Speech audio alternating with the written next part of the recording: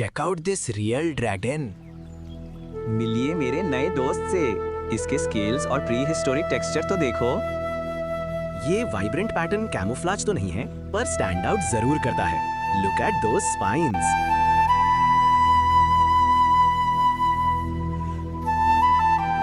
अब इसके ब्रेकफास्ट का टाइम है। ये थोड़ा शाय है, पर खाने पे पूरा फोकस है।